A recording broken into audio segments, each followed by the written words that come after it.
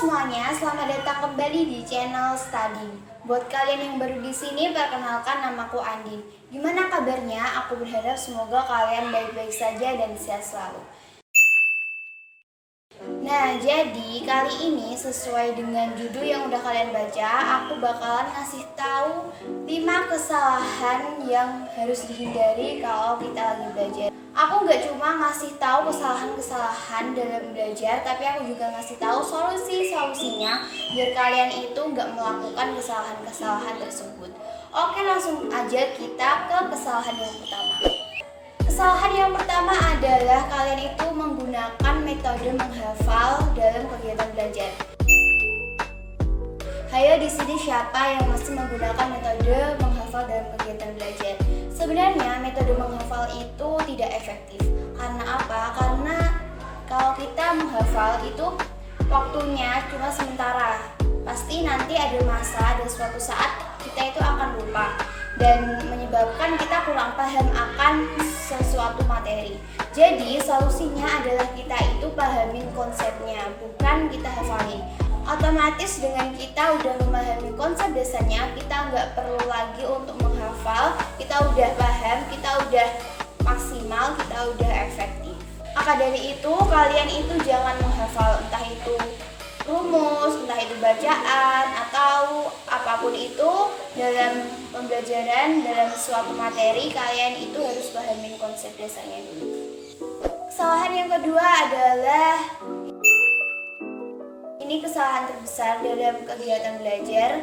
Ketika kita sudah merasa puas, sudah merasa bahwa kita itu benar-benar udah paham terhadap suatu materi, sehingga kita itu malas untuk mengulang kembali. Ini salah, ini kesalahan yang terbesar. Karena kita itu tetap harus mengulang materi, tetap harus merasa bahwa ilmu yang kita punya ini belum cukup. Nah, kalau kalian malas untuk mengulang-ulang materi, pasti nanti kalau kalian ketemu soal ujian yang kalian lupa, kalian udah pernah pelajarin tapi kalian lupa ngulang, kalian malas ngulang, jadinya kalian nggak bisa menjawabnya. Nah, biar kegiatan belajar kalian itu efektif, kalian itu harus rajin mengulang-ulang materi, harus rajin belajar materi itu. Oke. Yang ketiga adalah pecahnya konsentrasi. Terkadang ada musik, televisi, handphone, atau apapun itu bisa memecahkan konsentrasi kita. Secara nggak sadar, kita itu akan tergoda untuk mengecek notifikasi-notifikasi, entah itu media sosial atau apapun yang membuat pecahnya konsentrasi. Maka dari itu, kalian itu solusinya adalah kalian singkirkan semua hal yang mengganggu konsentrasi kalian. Kalian bisa singkirkan handphone, tapi kalau buat kalian yang memang harus menggunakan handphone dalam belajar, kalian memang membutuhkan handphone, kalian bisa memblokir notifikasi aplikasi-aplikasi yang tidak dibutuhkan saat belajar.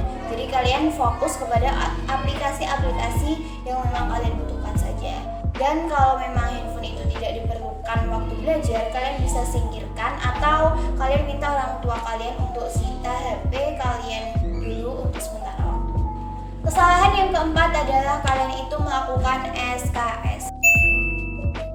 Tahu kan SKS, sistem kebut semalam? Ya, semuanya dikebut dalam semalam.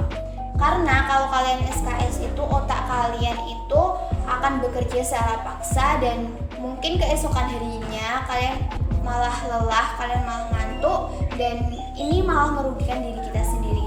Jadi solusinya kalian itu belajar nyicil dari beberapa hari sebelumnya atau beberapa bulan, yang penting kalian itu nyicil. Sebenarnya sih kalau kalian udah memperhatikan materi, udah mengikuti pembelajaran di dalam kelas, di dalam sekolah dengan baik, itu kalian udah termasuk nyicil.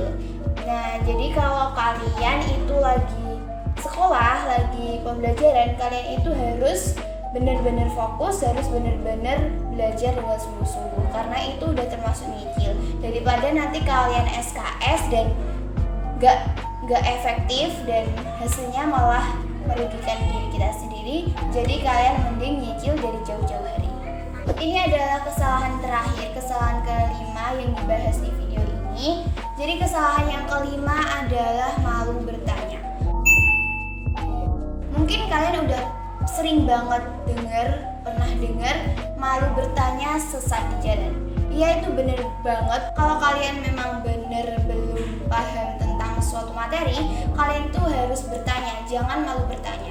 Seumpama nih ya, kalian itu belum paham sama materi A, terus kalian itu malu bertanya sama siapapun, dan akhirnya waktu ujian tiba, kalian nggak tahu apa-apa dan akhirnya nilai kalian itu bener-bener buruk. Itu kan membuat kita menyesal. Jangan malu bertanya. Malulah ketika kalian sudah merasa benar-benar tahu, karena orang yang bijaksana adalah orang yang tahu bahwa dirinya benar-benar tidak tahu.